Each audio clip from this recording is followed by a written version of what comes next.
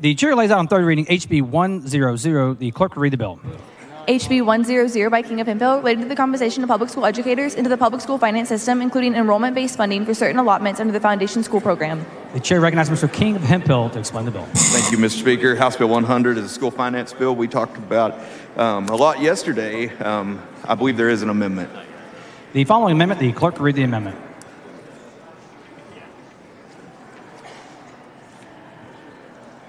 Amendment by Harrison. The chair recognizes Mr. Harrison to explain the amendment. Thank you, Mr. Speaker. Members, as a parent with multiple kids in public schools who have amazing teachers, I know firsthand how that we need to do a better job supporting them and paying them. Research clearly demonstrates that teachers matter more to student achievement than any other aspect of schooling. In fact, in reading and math, teachers are estimated to have 200 to 300% more impact than any other factor, including services, facilities, and yes, even administration. Yet shockingly, while per pupil funding has increased approximately 20% over the last decades, only 1% of that increase has gone to teachers. Members, we must stop rewarding schools that are not prioritizing teachers. We are about to send billions of tax dollars to school districts, and this amendment simply requires that schools, in order to get the increase in the basic allotment of HB 100, they must have spent at least 50% of their previous year M&O expenditures on the one thing that matters the most for our kids' education, teachers. Members, the amendment should be uploaded to your system. So I know there's been concern there, but you should have the amendment on your system now. The chair recognizes Mr. King of Hemphill in opposition to the amendment. Thank you, Mr. Speaker. This amendment, while it might sound good in theory, the problem with it is the basic allotment funds a lot more than teachers, things like our cafeterias. So if you have a school that's not meeting their obligation of hiring more teachers and they fall out of compliance, this amendment would actually shut cafeterias and the like down. It is truly not a good amendment.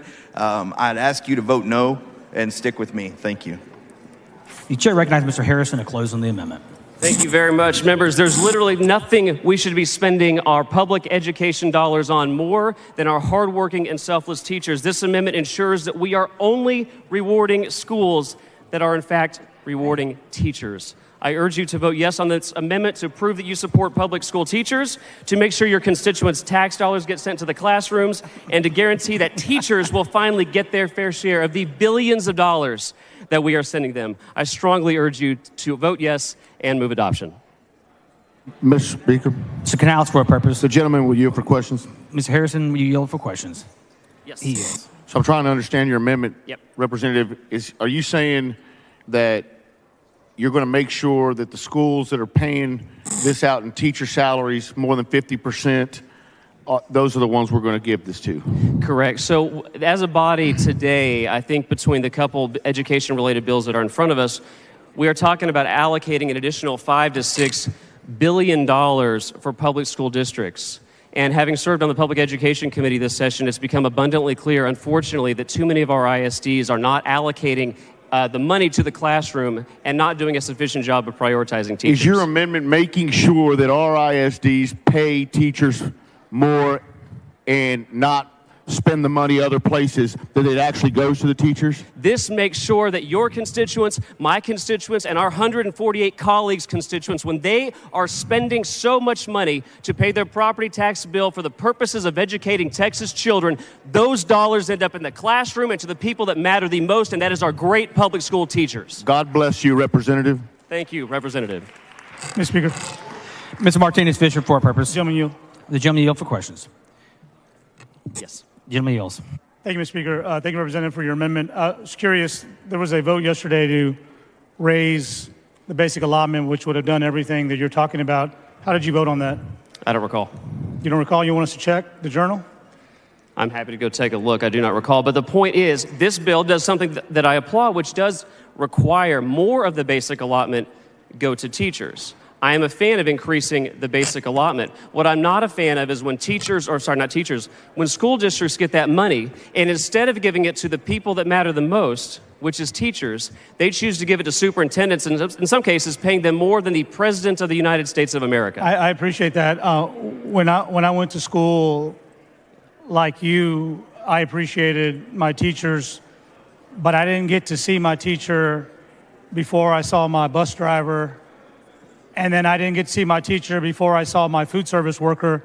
Does this amendment provide salary increases for bus drivers and for food service workers?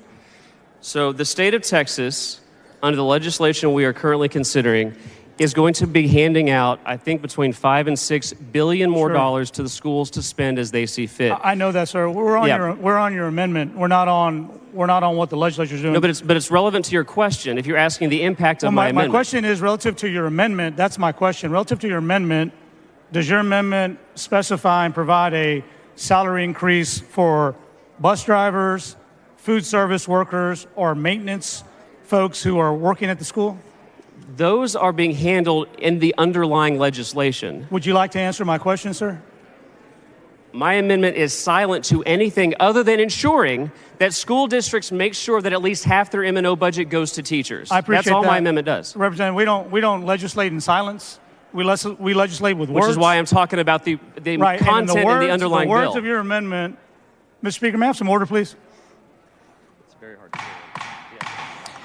Members, please take conversations outside the rails. So I'll ask the question again. I know it was a little bit loud. Maybe now that it's quiet. It was hard to hear. In the words of your amendment, that's before us right now, does it provide for a 50% application of the maintenance and operation to go towards the salaries of food service workers, bus drivers, maintenance folks, nurses, or is it just for teachers? Again, since we do not legislate in a vacuum, as I believe the words you said about 30 seconds ago, I didn't use that the word policy vacuum, I'm vacuum sorry. is filled with the underlying content of HB 100, which does all of the things you just said. All I'm simply saying is that in a condition of getting $5 or $6 billion of my taxpayer dollars, you got to give half of that to the teachers out of your M&O budget. Where else should they send that money, Representative? That's a really good question. I agree. You should come over here and ask it. And so we're Would you asking not- the questions back here. You're giving the Where answers. would you prefer they send the money? Mr. Speaker, Mr. Martinez, special parliamentary representative. inquiry. Please take your inquiry. In the parliamentary debate system that we have here on this floor, where do the questions come from, sir? From the front mic or the back mic? The question originate from the back microphone. I sir. appreciate that, Mr. Speaker. Representative, now that the questions come from the back mic, I'm asking you with respect to your amendment, because it's a good amendment. Thank It you. would have been a great amendment yesterday had you voted to increase the basic allotment, because we all know that 2/3 of that allotment goes to salaries, but it goes to everybody. I want to make it clear that this amendment is forcing us to pick whether we want to give one group of employees a raise at the expense of others. And so I'm asking you, as I read your amendment, will any of this raise go to food service workers, maintenance officials, school safety officers, or anybody who is not a teacher? Can they get a raise under your amendment? Mr. Speaker, point of parliamentary inquiry. Can I do that from here? I'll phrase it as I'll make a statement to you. Two, how I voted on an unrelated piece of legislation yesterday has absolutely nothing to do with the pro-public school teacher I'm amending today. Number two, if I were on the back mic, since I can't ask you questions, I would forcefully express my disappointment that you are on the back mic opposing us giving public school teachers the pay they deserve. I appreciate that. And when we're done, I sit at that desk. You can come see me and tell me how disappointed you are. But right now, you're just going to answer these questions because that's what this debate is about. And so if I asked you yesterday if you voted to increase the basic allotment for teacher salaries and you can't answer that, and then you represent to this body that the only way to increase the salaries for teachers is by your amendment, I'm curious about that. I think the body needs to know about that. And so again, you can't recall whether you voted yesterday to increase the basic allotment?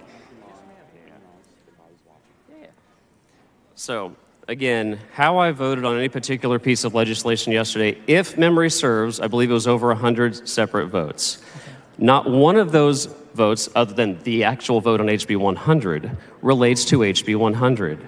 So with all due respect, I am standing here trying to do quite literally nothing than make sure that the great, selfless, hardworking, overworked, underpaid public school teachers in the state of Texas are the ones who actually benefit from the $5 or $6 billion that this body is contemplating throwing into the public school system. That's the only point of my amendment. Quite literally, nothing more, nothing less. And I would humbly submit to you that any other topic is not germane to this amendment.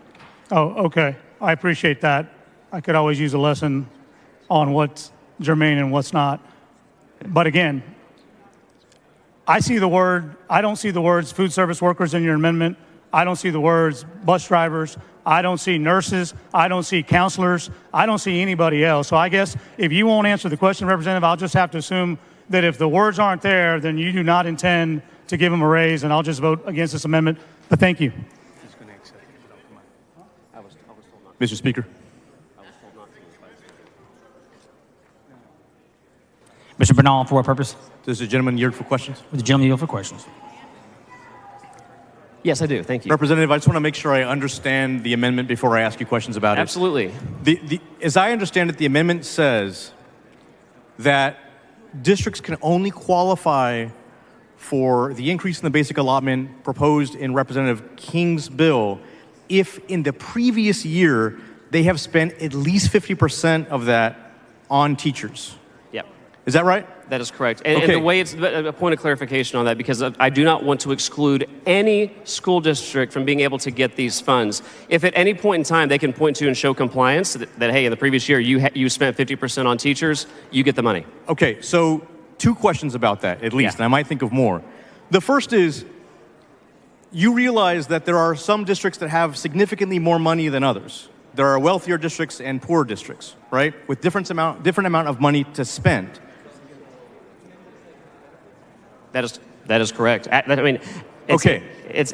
So to be clear, we set an amount per student across the state of Yes. Texas. Yes, There are we do. some districts wherein the people who live in those districts are more affluent or less affluent. Fine. But the state of Texas has done a tremendous amount of work over the many decades ensuring equality across our districts. Fine. So, I'm here for you, Representative. Yes. are you aware of a teacher shortage in Texas? I am very concerned about the number of people able to teach our children. I'm also you- very concerned about recruiting teachers. I'm worried about retaining teachers. What? Are you aware of the mass exodus of teachers in the past 2 years in Texas? Forgive me, I can't hear that question. Could you repeat it one more time? Mr. Speaker, if I could get some order just so we can hear each other, please. All right. It seems pretty quiet in here, but members, if you could not talk for a moment, I would appreciate it. Thank you. The question was, are you aware of the mass exodus of teachers from public schools in the state of Texas in the past 2 to 3 years? I am very concerned about the stories that I have heard from the teachers who have chosen to leave perhaps the most important profession. Could it be then that there are districts that have experienced a mass exodus of teachers, whereas they don't even have enough teachers to have spent 50% of their M&O on teachers? That Because wouldn't they make any weren't there. sense, because if they don't have enough, they could increase. They could do, quite frankly, something this body maybe should have applied more pressure over the years and force these districts to raise the salaries of their teachers. That would get that school into compliance with this amendment. So despite the way we feel Because that's the about- goal of the amendment. One of the ways to get into compliance is pay your current teachers more money. Quite frankly, the money they deserve. I don't doubt that they deserve money, and we've had that debate. What I'm worried about I is think that they deserve more money. I don't doubt that. You I said agree money. with that. I just want to be clear. My No, no, amendment no. is trying to get them more money. My question is, the way that your amendment is worded, it does cut people out. It says if you haven't spent, It does for not. whatever reason, it doesn't say why. If for whatever reason, including a mass exodus of teachers, you haven't spent that money on teacher salaries, you don't get this money. Is that true or not true? Absolutely not. The gentleman's time's expired. Thank you. Thank you for the questions. Mr. Bryant, for what purpose?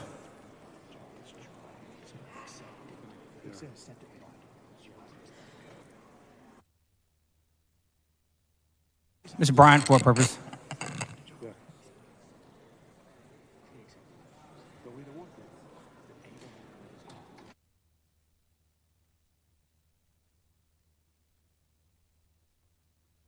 Let Abel add his amendment to the amendment.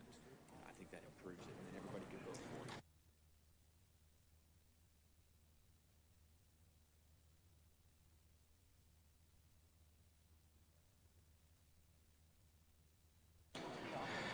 The question occurs on the adoption of the amendment.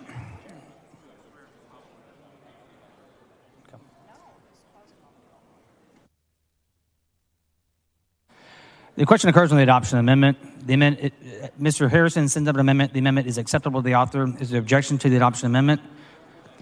A record vote has been requested. The clerk will ring the bell.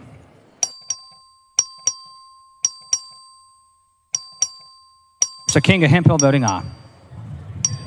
Mr. Martinez Fisher voting nay.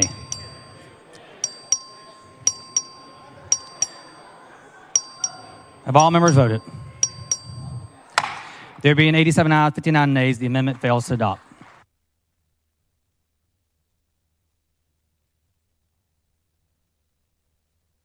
Any members speak for, against, or on the bill? Seeing none, Mr. Tallarico.